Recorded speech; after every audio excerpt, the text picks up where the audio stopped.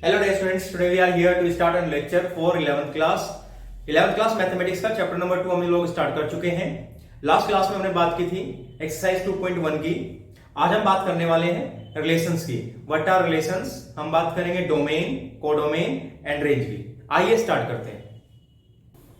तो 11th class अब बात कर रहे हैं रिलेशन की। रिलेशन होता क्या है? A relation R from a non-empty set A to a non-empty set B is a subset of the Cartesian product A cross B. Means A cross B जो बना है, जो कार्टेशियन प्रोडक्ट है A और B दो set का, उसके जो सबसेट्स होते हैं वही हमारा बनता है relation. The subset is derived by describing a relationship between the first element and the second element. Means जैसे हम किसी भी कार्टेशियन प्रोडक्ट में हम दो एलिमेंट लिखते हैं ए कोमा बी के रूप में ऑर्डर पेयर एलिमेंट लिखते हैं, एक सबसेट बनता है कार्टेशियन प्रोडक्ट का। तो यहां होता क्या है, फर्स्ट और सेकंड एलिमेंट, इन दोनों एलिमेंट के बीच में एक रिलेशनशिप के रूप में हम लिखते हैं रिलेशन को।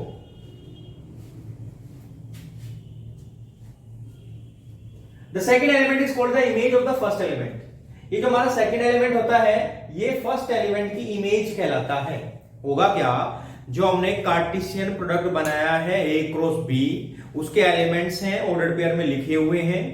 उन एलिमेंट्स में दो दो एलिमेंट होते हैं ऑर्डर पेयर के अंदर, फर्स्ट एलिमेंट और सेकंड एलिमेंट। हम फर्स्ट और सेकंड एलिमेंट के बीच की कोई रिलेशनशिप को डिस्क्राइब करते हैं, उसी को हम क्या बोलते हैं, रिलेशन बोलते हैं। इसमें जो सेकंड एलिमेंट है वो फर्स्ट एलिमेंट का इमेज है। हम रिलेशन को इस प्रकार से भी कह सकते हैं कि relation is a set of inputs and outputs. Means होता क्या है, कोई भी हमें एक रिलेशनशिप दे दी गई दो एलिमेंट्स के बीच में, उस रिलेशनशिप में हम जो वैल्यूज पुट कर सकते हैं वो हमारा होता है फर्स्ट एलिमेंट, और जो वैल्यू पुट करने के बाद आंसर के रूप में वैल्यूज हमें मिलती हैं वो होता है हमारा आउटपुट। तो इनपुट और आउटपुट का जो ऑर्डर पेयर बना रहे हैं हम, उसको भी हम बोलेंगे रिलेशन। तो इनपुट को हम आउटपुट के रूप में हम लिखते हैं रिलेशन को। अब हम यहां बात कर लेते हैं डोमेन की। डोमेन एलिमेंट क्या होता है? अगर हम बात करें फर्स्ट डेफिनेशन के अनुसार, तो जो फर्स्ट एलिमेंट हमारा होता है वो हमारा कहलाता है, उसके जो सेट्स बनेगा फर्स्ट एलिमेंट को लेकर के वो बन जाएगा हमारा डोमेन। हम बात करें इनपुट आउटपुट के रूप में, तो जो हम इनपुट डालते हैं मींस जो वैल्यूज हम पुट करते हैं, सिंपल शब्दों में हम कह सकते हैं कि एक रिलेशन के अंदर जो वैल्यूज हम पुट कर सकते हैं, जो वैल्यू हम पुट करते हैं, वो उन सभी वैल्यूज का जो सेट है वो कहलाता है हमारा domain. The set of all first elements of the ordered pair in a relation R from a set A to a set B is called the domain of the relation R. Means जो हम ordered pair में relation के अंदर first element लिखते हैं, ये first element से जो सेट बनेगा वो हमारा कहलाएगा डोमेन। सिंपल वर्ड्स में हम कह सकते हैं set of inputs in a relation is domain of the relation. Means जो हम इनपुट यानी जो वैल्यूज हम पुट कर सकते हैं, ध्यान से समझो इस बात को, रिलेशन के अंदर जिन वैल्यूज को हम पुट कर सकते हैं उन वैल्यूज का जो सेट बनेगा वो सेट कहलाएगा डोमेन। बात करें रेंज की। रेंज क्या होता है? रेंज होता है set of second elements in the relation. मतलब एक रिलेशन के अंदर जो ऑर्डर्ड पेयर हमने लिखे हुए हैं, उन ऑर्डर्ड पेयर में जो सेकंड एलिमेंट्स होंगे, उन सेकंड एलिमेंट्स से जो सेट बनेगा वो हमारा रेंज कहलाएगा। मींस जो इमेज होती है फर्स्ट एलिमेंट की, उन इमेजेस को लेकर के जो सेट बनेगा उस सेट को हम बोलेंगे रेंज। मींस इमेजेस से बनता, इमेजेस के एलिमेंट्स को लेकर के जो सेट बनेगा वो हमारा रेंज होगा। और अगर हम सिंपल शब्दों में बात करें तो हम बात करते हैं इनपुट आउटपुट की, तो इनपुट्स का जो सेट बनेगा वो तो हमारा क्या हो गया, डोमेन। और जो आउटपुट्स का जो सेट बनेगा, मींस जो इनपुट आउटपुट के रूप में अगर हमारा रिलेशन है, तो जो आउटपुट्स के एलिमेंट्स को लेकर के जो सेट बनेगा उस सेट को हम बोलेंगे रेंज। राइट? मींस सिंपल शब्दों में इस प्रकार से भी कह सकते हैं कि वैल्यू पुट करने के बाद, रिलेशन के अंदर वैल्यूज पुट करने के बाद जो आंसर्स मिलते हैं, उन आंसर्स को लेके जो सेट बनेगा उसी सेट को हम क्या बोलेंगे, रेंज बोलेंगे। अब बात करते हैं कोडोमेन की।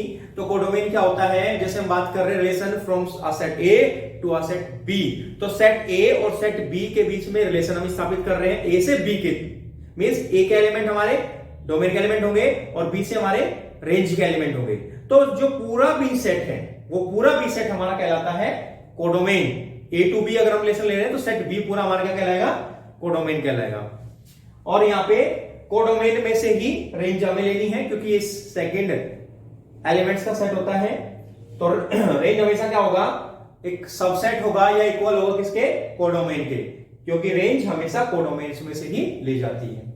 हम बात करें रिलेशन को रिप्रेजेंट करने के लिए तो किसी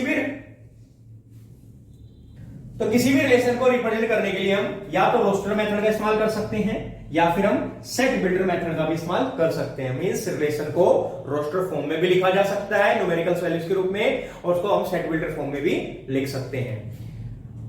किसी भी रिलेशन को हम एरो डायग्राम के द्वारा भी रिप्रेजेंट करते हैं। एरो डायग्राम क्या होता है, हम दो सेट को ले लेते हैं, एक सेट ए एक सेट बी, और उनके जो रिलेशंस को है एरो के द्वारा हम रिप्रेजेंट करते हैं, तो इसी को हम बोलते हैं एरो डायग्राम।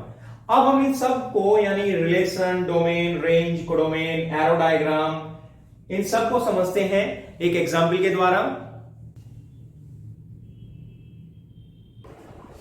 तो 11th क्लास में हम बात करते हैं एक एग्जाम्पल की, और एग्जाम्पल के थ्रू हम समझेंगे कि जो हमने बात की रिलेशन की, डोमेन, कोडोमेन और रेंज की, वो सब क्या होता है, उनको कैसे फाइंड करते हैं।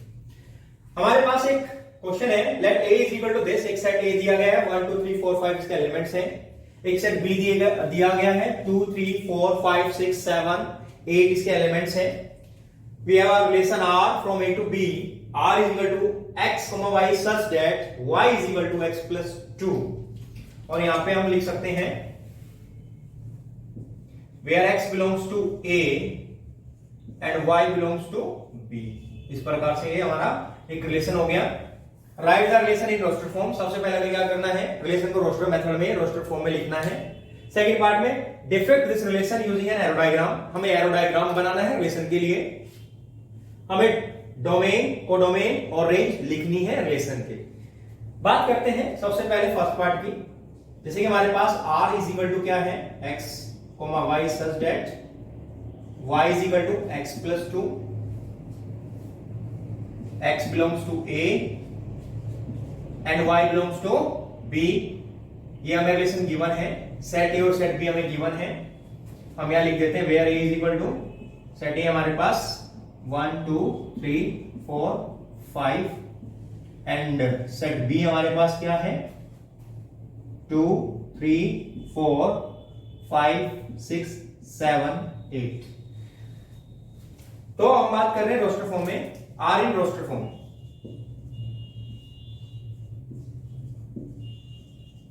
रोस्टर मेथड की बात करें,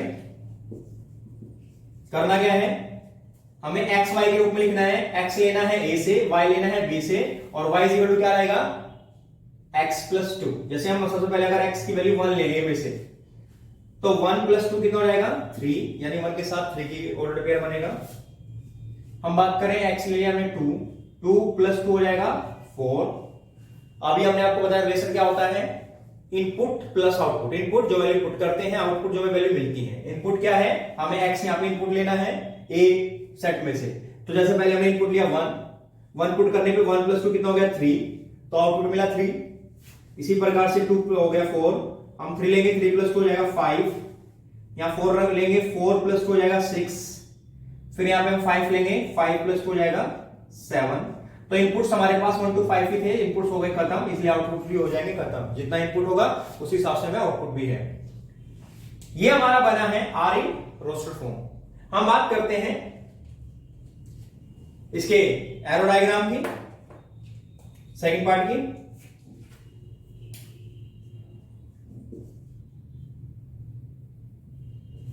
एरो डायग्राम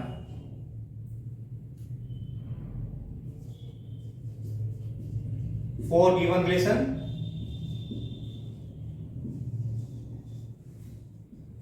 हम एरो डायग्राम बना लेते हैं। एरो डायग्राम में क्या करना होता है, सेट को हम जनरली इस प्रकार से रिप्रेजेंट कर देते हैं। ये सेट हमारा ये हो गया, लेट सपोज इससे हम x के एलिमेंट लेने हैं। क्या इसके एलिमेंट्स 1 2 3 4 5। एक सेट B बना लेंगे हम, ये सेट B हो गया हमारा, ये हमारा सेट B है, इसके y इसके एलिमेंट्स हैं। B हो जाएगा हमारा 2 3 4 5 6, थोड़ा बड़ा कर लेते हैं इसको, 7 और 8। तो ये हमारे एलिमेंट्स A के हैं, ये एलिमेंट्स B के हैं। एरो डायग्राम में हम क्या करेंगे, इनका रिलेशन दिखाएंगे। जैसे 1 का रिलेशन है 3 के साथ, तो 1 का रिलेशन है 3 के साथ, 2 का 4 के साथ, 3 5 के साथ, 4 6 के साथ एंड 5 7 के साथ।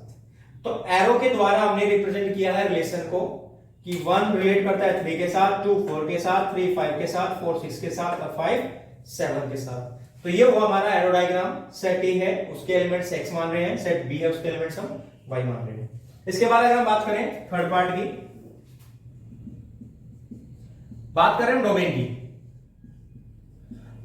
डोमेन हमने आपको बताया था कि सेट ऑफ इनपुट्स हमारा डोमेन होता है, या set of first element in the relation में फर्स्ट एलिमेंट क्या है 1 2 3 4 5। तो यही हमारा क्या हो जाएगा, डोमेन हो जाएगा 1 2 3 4 5। यानी जो इनपुट हम डालते हैं, इनपुट जो वैल्यू हम पुट करते हैं, वो हमारा हमेशा क्या रहेगा, डोमेन रहेगा। हम बात करें रेंज की। रेंज क्या होता है, जो आउटपुट मिलता है, मींस वैल्यू पुट करने के बाद जो आंसर के रूप में वैल्यूज मिलती हैं। यहां पे हमें क्या मिला है 3 4 5 6 7, 3 4 5 6 7। तो ये हमारा क्या हो गया, रेंज हो गया, आउटपुट्स का जो सेट है। बात करते हैं कोडोमेन की। तो कोडोमेन क्या होता है, ये सेट बी, जो पूरा सेट बी होता है जिसे हम y के एलिमेंट्स लेते हैं, उस पूरे सेट को हम बोलते हैं कोडोमेन। तो कोडोमेन में आ जाएगा 2 3 4 5 6 7 8। तो ये हमारा कोडोमेन। कोडोमेन में से ही रेंज ली जाती है, लेकिन रेंज वो होती है जो इमेजेस होती हैं। जैसे यहां 1 की इमेज है 3, 2 की इमेज है 4, 3 की इमेज है 5। तो जो इमेज बनती है, उस इमेज का जो सेट बनता है उसी को हम कहते हैं रेंज। जो वैल्यू पुट करते हैं उसको कहते हैं हम डोमेन। ठीक है, तो एरो डायग्राम से भी हम देख सकते हैं जिन जिनका रिलेशन बना है, या वो हमारे डोमेन में जाएगा, जिनके साथ बना है उस साइड, तो वो हमारा हो जाएगा रेंज। और ये पूरा का पूरा सेट भी हमारा कहलाता है कोडोमेन। तो यहां एग्जांपल की हेल्प से हमने समझा है कि प्रोस्ट फॉर्म में एक रिलेशन को कैसे लिखेंगे, रेंज क्या होगा, कोडोमेन क्या होगा, डोमेन क्या होगा। इसके आधार पे आप सब कर सकते हैं एनसीईआरटी से एक्सरसाइज 2.2। तो स्टूडेंट्स, आज की क्लास में हम इतना ही करते हैं, मिलते हैं नेक्स्ट क्लास में।